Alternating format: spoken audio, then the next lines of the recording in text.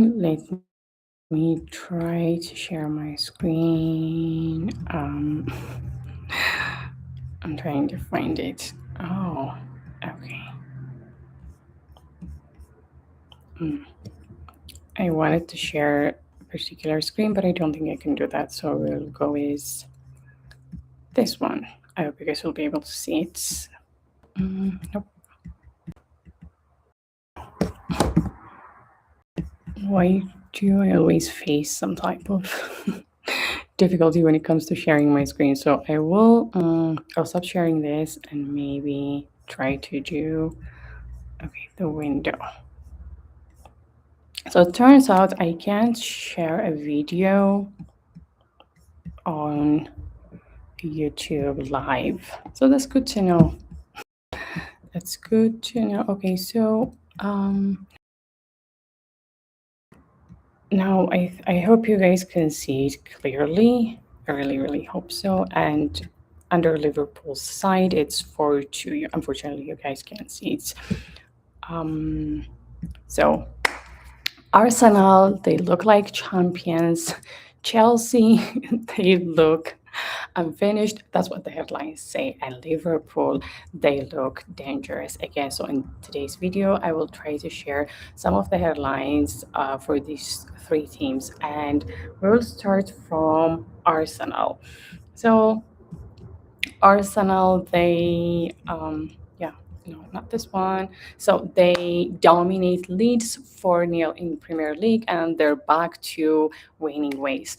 They secured a strong 4-0 victory over Leeds United at Ellen Road with goals from Zubimendi, Gyökeres, yes, he scored, Gabriel Jesus, and Leeds scored an own goal, and that made it for Arsenal. That means at this point the Gunners are 7 points clear at the top of the Premier League. Bukayo Saka, he was injured in the warm-up, but his replacement, Noni Madueke, he made a major impact. So the Guardian calls it a statement win.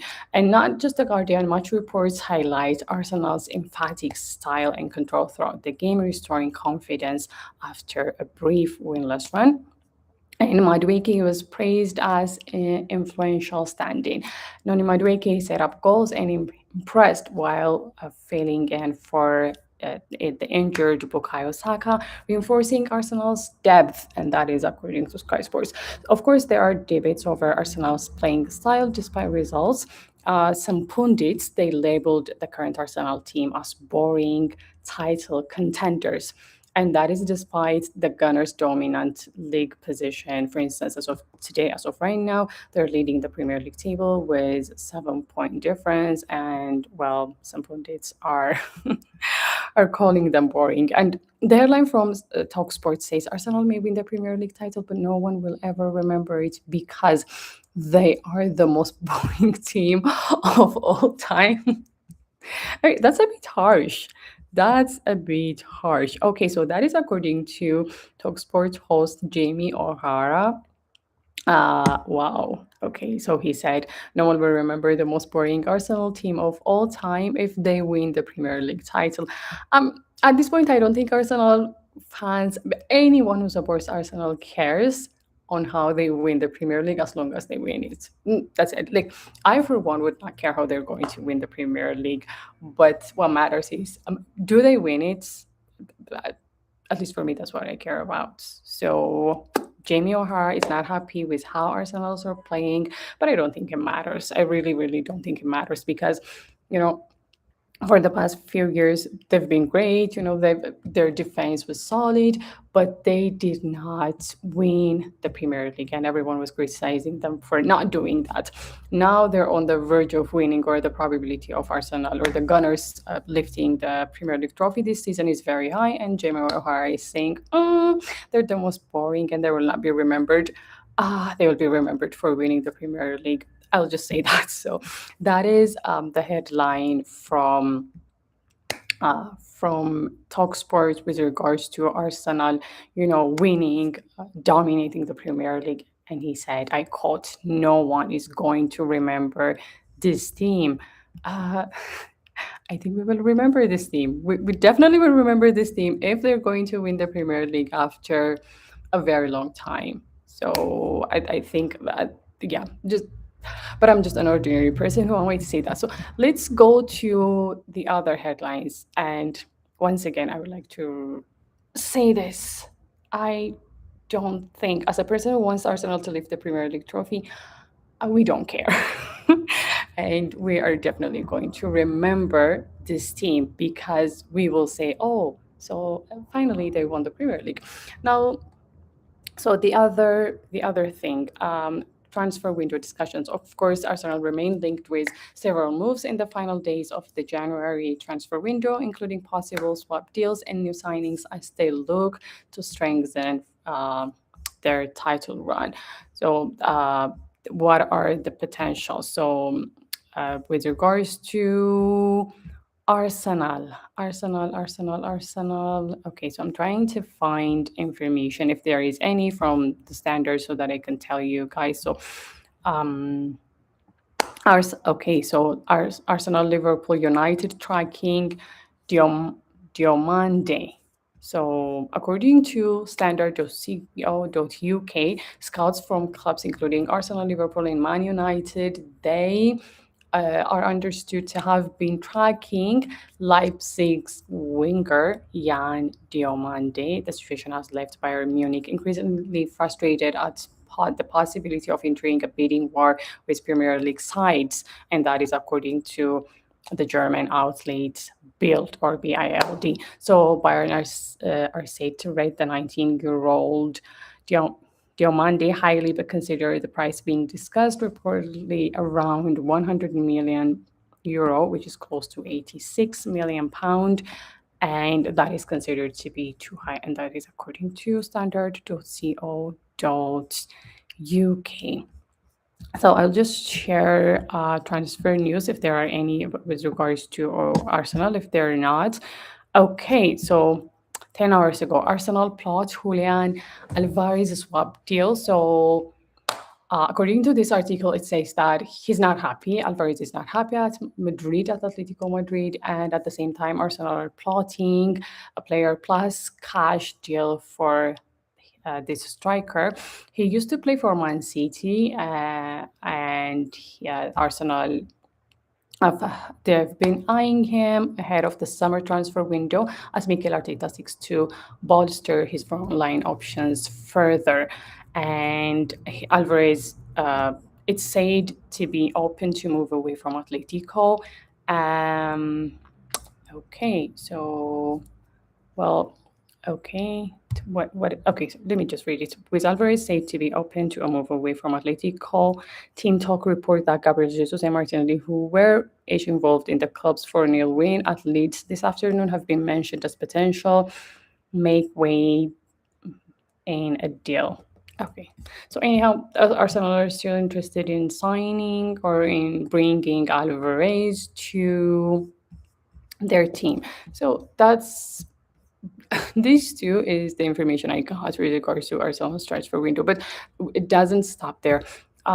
Team Talk reports. So this report suggests Arsenal captain Martin Odegaard's relationship with Mikel Arteta has strained, leading to speculation about possible exit or summer move.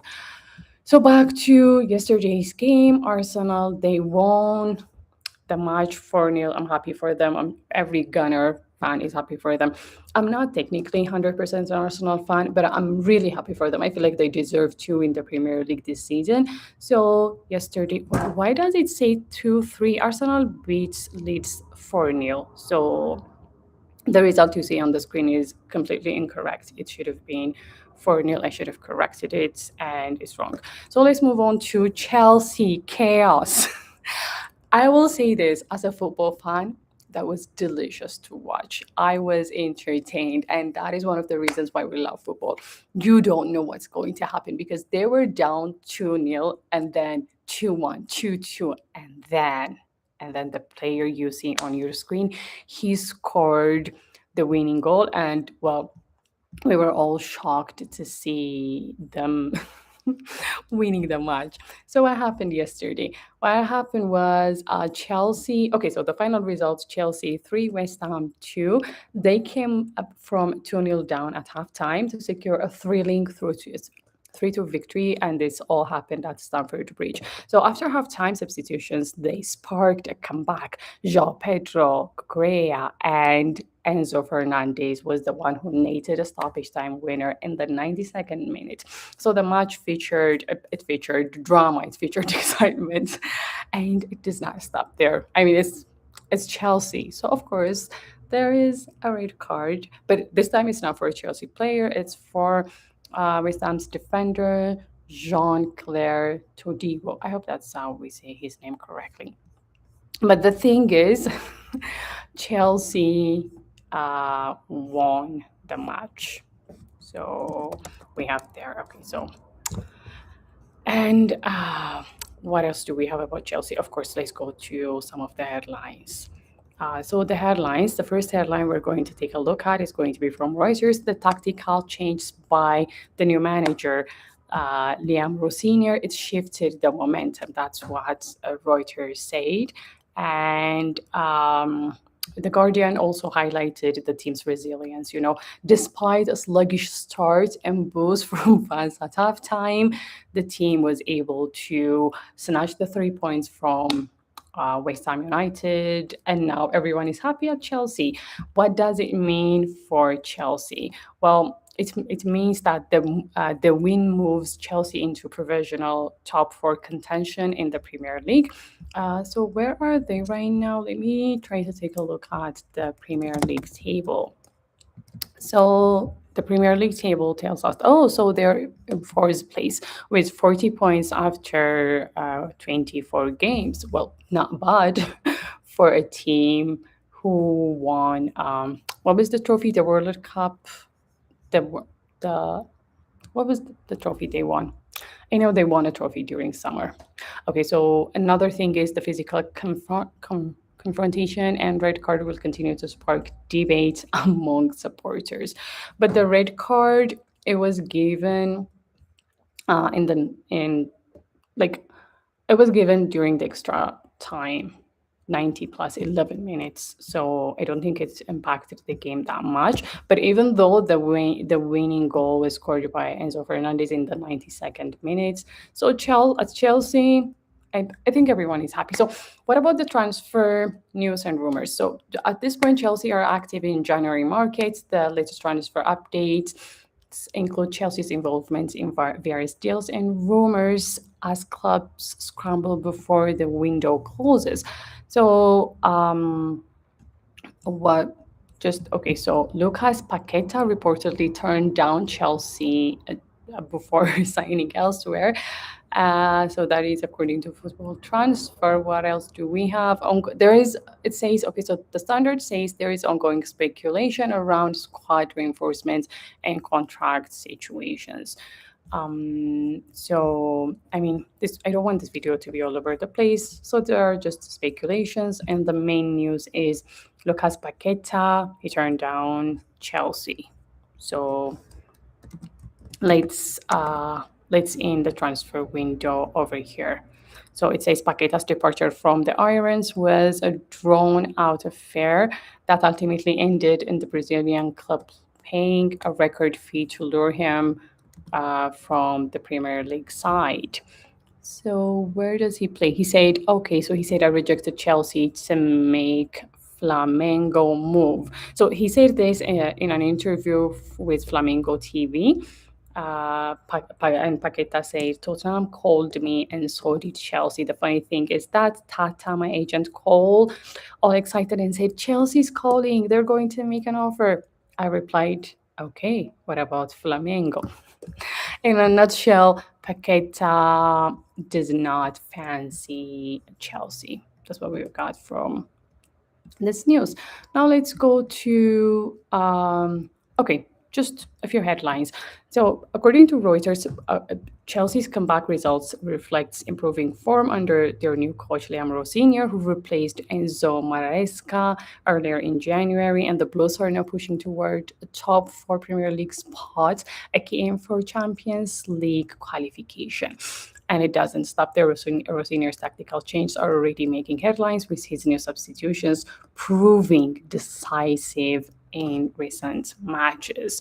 So of course, not strictly headlines, but the wider discussion among Chelsea supporters include, it's on Reddit.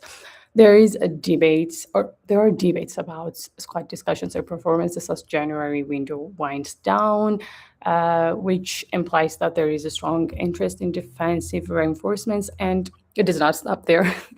The fans are a bit frustrated about past results and broad decisions, including criticisms of transfer and squad management, because they almost lost the game. But the key point is that was a stunning, impressive, entertaining, dramatic 3-2 comeback win versus West Ham with leg winner and Rosinier's substitutions. It's changed the game flow. It looked like he knows what he's doing. And Chelsea, they're pushing for top four. So another thing is, of course, there is an ongoing January rumors and live updates, and you can read that from Sky Sports. And fans are discussing on squad depth and club direction, and you can join that conversation on Reddit. Now let's go to Liverpool. I'm happy for Liverpool because last week they lost, but yesterday they won 4-1 at Anfield. So Liverpool, they delivered a big 4-1 win over Newcastle United at Anfield, overturning an early deficit and showcasing strong attacking play. Like I said, I'm happy for Liverpool. Okay, so here's the thing about me. At this point, there's like I want Arsenal to win the Premier League. Um, that's it. And every time Chelsea loses, every time, like I remember when Ruben Amorim was like stressed, when he was stressed, and like yeah, I yeah, I used to feel bad for him like every time they lose a game. So at this point, whenever these teams lose, I feel bad, and whenever they win, I'm happy. So today, it's Liverpool's turn. I'm happy for Liverpool. Oh, now they can breathe. So after winning the game, what are the key talking points? TK, he started with 2 goals. I mean, such a great signing for Liverpool. He's making a powerful impact after joining the Reds. Florian Wirtz contributed with a goal in a strong midfield display that is according to the report from The Guardian, and it does not stop there. Ibrahim Kanati, he scored an emotional return after the recent loss of his father, dedicating the goal to him. So the win boosted Liverpool's momentum as they pushed to improve their Premier League position and keep pressure to European qualification. So the main question, where are they now? They're fifth in the Premier League table with 39 points after playing 24 games, and they're 1 point behind Chelsea. So that's where they are. Now for a transfer window. Their manager Ernest Lott, he revealed Liverpool are trying to strengthen the squad before the January transfer deadline, signaling activity in the final days. I remember making a video maybe last week or a week before that. So fans were a bit disappointed that Liverpool are not, trying to actively sign someone. So Ernest Lott said, and okay. So Ernest Lotz said what Ernest Lotz said on Liverpool transfer, trying to strengthen, and this is according to this is Anfield's report.